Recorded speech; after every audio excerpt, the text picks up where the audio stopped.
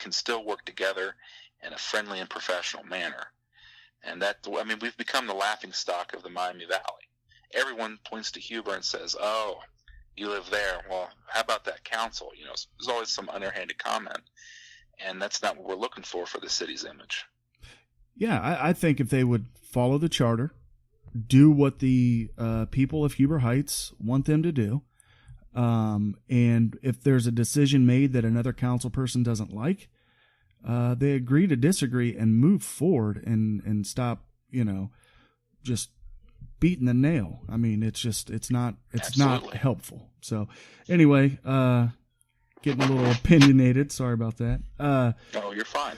So, what do you think is, let's go to some positive things here. What do you think is working for Huber Heights right now, and something that you and the new candidates could to work on?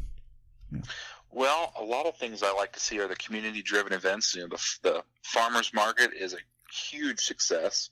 Love it. And yeah. Huber Jeff has really put a lot of work into that, and he's done a great job, I think, with organizing all that. There's usually a pretty good turnout every time I've been out there. Yeah, Missy helps him out a lot with that as well, too. Yeah. Yeah. And then they've got the community movie nights. Those are really a success. They're getting ready to have one tonight, actually. Yeah, I've seen some Lego posts Batman, on that. I think. Yeah. So there's a lot of things the city does well.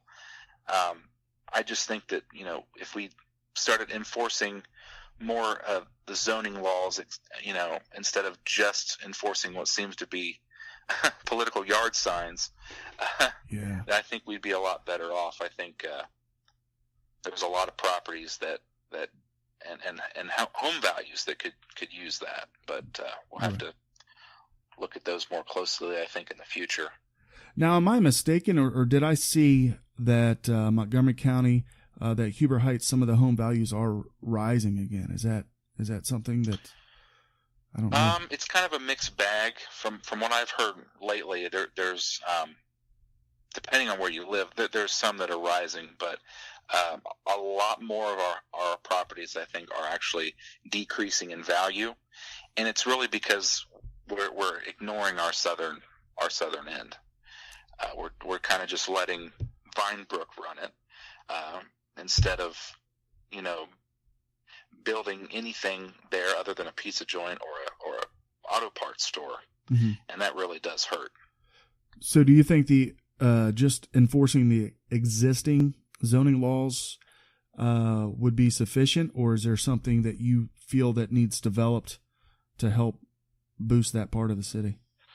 Well, I don't know that the existing zoning laws would be enough. I do think we need to at least revisit those and come up with better solutions, maybe more modern zoning laws, and actually follow them. Because our city, that's what another problem is. Whether it's zoning laws, whether it's charter, we don't seem to want to follow our own rules, or at least enforce our own rules, which brings me to Or pick the and city choose. manager position. That's another thing in and of itself.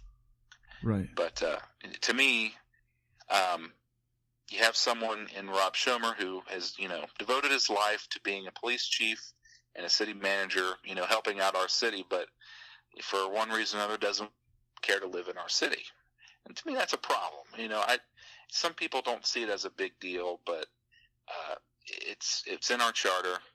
Should live in the city, and there's a lot of people that want to hang on to the statewide law. But to me, I think if you have someone with a legal background that looks at the state law, that really would not apply to Rob's position being an executive position. Sure. So And I think we are in violation of that. And to be fair, no matter who is in that position, it should be a position. And I would go further in the way I see it, but at least for that was voted on in last November. Here it is, almost a year later, and that still hasn't been decided. Exactly. It's been decided, but it still hasn't been taken up by the council. The council continues to refuse to adhere to that. But to be fair, anyone that sits in that executive position should, in my opinion, be a Huber Heights resident. But we talked about this. I don't know if you know, Chase, I sat on the Charter Review Committee last year, and this was talked about. And Richard Shaw sat there too, and I sat on the committee as well, and I believe he was with me as well, where we said this. I mean, it's nothing personal against anybody. I think the current city manager is a very decent person. I think he's a great person. He does and has done a lot for the city of Huber Heights. But having said all that, the position should be and remain a Huber Heights resident, and that was a mistake that they made, and they're still not continuing to fix. But anywho, yeah, it's become its own beast, so to speak, and where to go at with it, since we've taken it to the voters, and the voters have agreed with our existing local law, whether to take that any further or not. You know, there's a lot of words being thrown around, both legally and just personally about that, and it's sure. And I understand that, and I do. You know, I understand there's a legal aspect to it, and I understand there's strong opinions about it. But the charter is the charter. Once we start, or Huber or council starts to not adhere to the charter on one issue, what else are they willing to not adhere to? What else are they willing to bend the rules on, so to speak? So, you know, that's something they should have fixed when this is one of the things that has frustrated me since live in Texas now. So it really has no bearing on my life, but it frustrates me that they're continuing to do that to the residents of Huber Heights, because it doesn't set a good precedent. Anyway. Yeah, you're right. It really is a dangerous precedent to set when, you know, you have laws that you are supposed to impose, and you have them in your own rules and regulations, so to speak, and yet when it's convenient for members of council or members of staff anywhere in the city to, you know, not enforce or follow those laws, it sets a very bad example and precedent, and it's never a healthy thing for a city to do. And I think in the future we'll find that we should have, you know, enforce those laws as they are in our charter. Mm-hmm. Agreed. Yep. Let's see here. So a lot of times, I don't know how you feel with the social media aspect of council, back and forth on that. I think it can be used for good. I think a lot of times people are on the social media, have really great ideas, really good opinions. I'm not a big fan of the arguments that happen on there. What is your feeling on that? If you're elected as the councilman at large, do you plan to use social media, or I've heard other candidates say they just want to keep it, I don't know, the best way to say it is they don't want to take part in the social media, or they want to keep it silent or quiet. Sure. I think that there's pluses and minuses, of course. I, as you probably know, very rarely post anything on any of the many city pages on Facebook, mm-hmm. in particular. There are a lot of there's a lot of negativity that goes on, and I think a nice balance is to understand that social media can be used and harnessed in a way to let the people contact their elected officials and be able to reach out and maybe voice their opinions to their elected officials on how they would like to see the city move on a particular issue. And so that to that point, I think, you know, maybe there's a happy medium of you just sticking to your own council seats webpage and maybe posting stuff on your ward page or on your personal page, but engaging in these group pages and arguments and stuff that we see some on council do is just, it's really uncalled for. It's unnecessary. It's beneath the office of which they hold. And I mean, I understand the need or the want to defend oneself when attacked, but you have to at some point kind of rise above that and maybe address it in a different format, because you become a punching bag on social media websites, and your words are very, very easily taken out of context anyway when they're just in text form. So what I would do if elected is I would not comment on an open forum on a page on Facebook. If a citizen or resident had a question for me, they could ask me through my own personal page, or they could ask me through the ward page or the at-large page, which I would be setting up if elected. Okay, great. I think that's a nice medium in between. Sure.